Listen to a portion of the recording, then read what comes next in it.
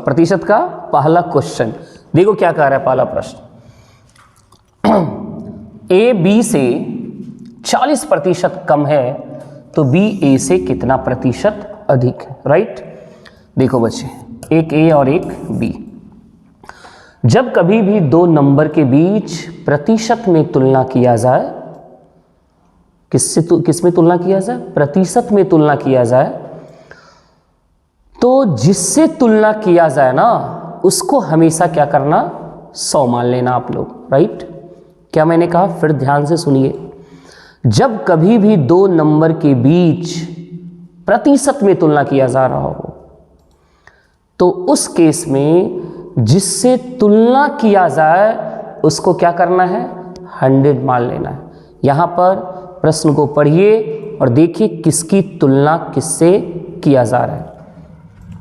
A B से 40% कम है, A B से 40% कम है, क्या मतलब हुआ, ए की तुलना बी से हो रही है तो जिससे तुलना उसको क्या करना, 100 मान लेना। हम मान लेते हैं बी कितना है, 100। अब क्या कहा, ए बी से 40% कम है, 40% कम, इसका मतलब ये कितना, 60, राइट बच्चों। अब देखो आपसे पूछा क्या, कहता है बी ए से कितना प्रतिशत अधिक है, अधिक है कितना, तो आप कहोगे 40 अधिक, किससे तुलना, तो 60 से तुलना गुणा 100, है ना। ये 100 60 से कितना ज़्यादा, तो जिससे तुलना उसको हमेशा नीचे रखना। प्रतिशत निकालते समय जिससे तुलना किया जाए बच्चे उसको हमेशा कहाँ रखिएगा, नीचे रखिएगा। 100 कहा 60 से कितना ज़्यादा, तो ज़्यादा कितना, 40, किससे, तो जिससे तुलना उसको नीचे, और प्रतिशत के लिए गुणा 100, इसको कटाओ, 20 दूनी 40, 20 तिया 60, 200/3 यानी 66 पॉइंट समथिंग आंसर जाना चाहिए। अब एक बात फिर ध्यान से सभी बच्चे सुनो, जब कभी भी दो नंबर के बीच प्रतिशत निकालना हो, जब कभी भी दो नंबर के बीच प्रतिशत पता करना हो कि कितना ज़्यादा कितना कम, ए बी का कितना प्रतिशत, मतलब किसी भी वैरायटी का प्रतिशत में यदि दो नंबर के बीच तुलना पूछ रहा हो तो ये जरूरी नहीं बच्चे हम एग्जैक्ट नंबर लेके बनाएं, ये जरूरी नहीं है। प्रतिशत निकालने के लिए हमें सिर्फ रेशियो की जरूरत पड़ेगी, प्रतिशत निकालने के लिए सिर्फ रेशियो की ही आवश्यकता पड़ती है। जैसे इस सवाल में देखिए आप, ए और बी के बारे में क्या कहा ए बी से 40% कम है, इसका मतलब बी आपने 100 माना, 40 कम यानी ये कितना हो जाएगा, 60। आप चाहो तो इस दोनों का रेशियो ले लो, 20 तिया 60, 20 बचे 100। ए और बी का आपने रेशियो ले लिया, राइट। अब आपसे जो पूछा उसका जवाब दीजिए। कहा बी ए से कितना प्रतिशत अधिक है, बी ए से कितना प्रतिशत अधिक, अधिक है कितना, कहोगे 2, किससे, 3 से, प्रतिशत निकालने के लिए गुणा 100, 200/3 वही आंसर 66 पॉइंट समथिंग, राइट बच्चों। तो मुझे उम्मीद है कि आप लोग समझ गए होंगे इस प्रश्न को। तो इस प्रश्न के सॉल्यूशन को भी आप लोग राइट डाउन कर सकते हो। अब एक चीज मैं और इसमें सिखाना चाहूंगा, है ना, ध्यान से इस बात को भी सुनिएगा। क्या सिखा रहा हूं कि जब कभी भी बच्चे दो नंबर के बीच प्रतिशत में तुलना किया गया हो और कुछ इस तरह से तुलना किया गया हो, जैसे ध्यान से सुनना कि ए बी से इतना अधिक है तो बताइए बी ए से कितना प्रतिशत कम है। यदि ए बी से इतना प्रतिशत अधिक है तो बी ए से कितना प्रतिशत कम है। इस तरह का जब कभी भी सवाल आ जाए या इसी को इस भाषा में भी पूछे, ए की आय बी से इतना प्रतिशत अधिक है तो बताइए बी की आय ए से कितना प्रतिशत कम है। किसी भी तरह बस परसेंटेज में एक तरफ से ये कम है तो पूछेगा बताओ दूसरे तरफ से वो कितना प्रतिशत कम है, या एक तरफ से कम है तो कितना अधिक है, अधिक दिया रहेगा तो पूछेगा बताओ कितना प्रतिशत कम है।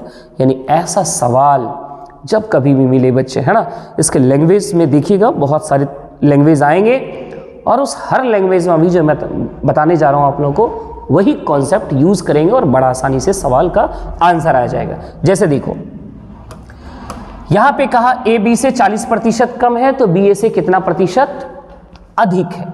यानी जब कभी भी ऐसा सवाल मिल जाए ये अधिक तो बताओ कितना कम, इतना कम तो बताओ कितना अधिक, है ना।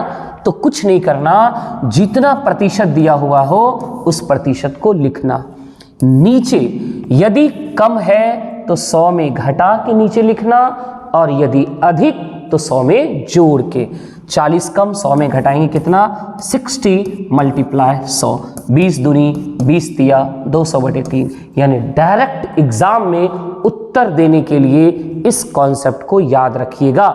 मैंने क्या समझाया आप लोगों को कि जब कभी भी ऐसा संबंध दिया हुआ हो किसी भी दो नंबर के बीच में, किसी भी दो संख्या के बीच में, ये इतना प्रतिशत अधिक है तो बताओ वो कितना प्रतिशत कम है। तो कुछ नहीं बच्चे, जो प्रतिशत दिया हुआ रहे उस परसेंटेज को लिखना है। कम होगा तो नीचे 100 में घटा के लिखना, और अधिक होगा तो 100 में जोड़ के लिखना, और प्रतिशत के लिए हमेशा गुणा 100 तो करना ही है ना। तो चलिए, मुझे उम्मीद है कि आप लोग समझ गए होंगे। अब अगला जो सवाल यदि इसी पैटर्न का आएगा तो सभी बच्चे अपना अपना, है ना, जहां भी हो अपनी अपनी कॉपी में बस बनाने की कोशिश करना, फास्ट हो जाना है, ठीक है। देखिए क्या है अगला क्वेश्चन, क्या है, पढ़ो। कह रहा है यदि u बराबर 450 तथा v बराबर 585 तो भी u से कितना प्रतिशत अधिक है। u और v, u है आपका कितना 450, v कितना है 585। क्या पूछा, भी u से कितना प्रतिशत अधिक है, भी u से कितना प्रतिशत अधिक है। तो देखो बच्चे कितना अधिक है, घटा लेते हैं हम लोग। 5 8 में से 5 गया 3, यानी 135। 135 ज़्यादा है, किससे ज़्यादा है, तो 450 से ज़्यादा है। प्रतिशत निकालने के लिए गुणा 100, और सभी बच्चे इसको सॉल्व करना, देखना उत्तर क्या आ रहा है। उम्मीद है आंसर आ जाएगा, राइट। और जब तक इसका आंसर नहीं आ रहा है सभी बच्चे इस वीडियो को पॉज करवा देना, है ना। उसके बाद आप लोग सॉल्यूशन करो और फिर उसके बाद तब वीडियो को आगे बढ़ाइएगा, राइट। चलो अगला क्वेश्चन देखते हैं, अगला क्या है। किसी वस्तु के मूल्यों में 10% की कमी की गई है, इसे पुराने मूल्य पर लाने के लिए नए मूल्य में कितनी वृद्धि करनी होगी। ध्यान से सुनो, वस्तु के मूल्य में 10% की कमी होगी। मान लो कि पहले वस्तु का दाम कितना था, 100 था, 10% कमी हुई, इसका मतलब उसका दाम कितना हो गया, 90 हो गया। अब कहता है कि इसे पुराने मूल्य पर लाने के लिए नए मूल्य में कितना प्रतिशत की वृद्धि करनी होगी। आप बताओ कितना वृद्धि करना होगा, आपको होगी 10 की वृद्धि, किस में, तो 90 में, जिससे तुलना वो नीचे गुणा 100 करेंगे, यानी 100/9, 11.1/9% की आपको क्या करना पड़ेगा, वृद्धि करना होगा। और इस क्वेश्चन में भी मैं आप लोगों को क्या बता रहा था कि किसी वस्तु के मूल्यों में 10% की कमी गई, इसे पुराने मूल्य पर वापस लाने के लिए कितनी वृद्धि करनी होगी। यानी एक तरफ से देखो कम किया, फिर पूछ रहा है उधर से कितना वृद्धि किया जाए जिससे कि पुराने मूल्य पर आप वापस आ जाए।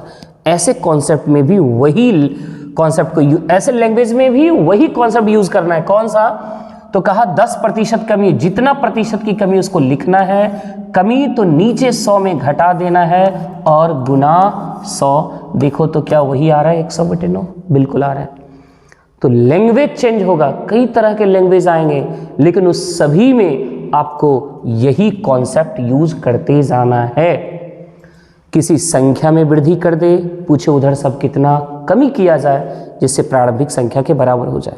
किसी आदमी का वेतन घट जाए, पूछे कितना बढ़ाया जाए जिससे प्रारंभिक के बराबर हो जाए। तो इस तरह के जितने भी लैंग्वेज होंगे आप सभी बच्चे यही कॉन्सेप्ट हमेशा यूज करिएगा, राइट। चलो अगला प्रश्न देखते हैं क्या है, चौथा।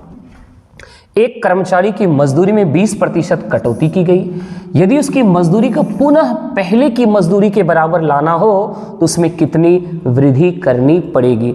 देखो बच्चे वही सवाल है या नहीं, बिल्कुल है। तो 20% की कटौती, जो प्रतिशत उसको लिखिए, कटौती मतलब 100 में घटा दीजिए, 80 गुणा क्या करिए 100, 20 चौके 80, 4 से कटाइएगा 25, यानी आंसर कौन सा होगा आपका 25%, बी फॉर बिहार, राइट बच्चों।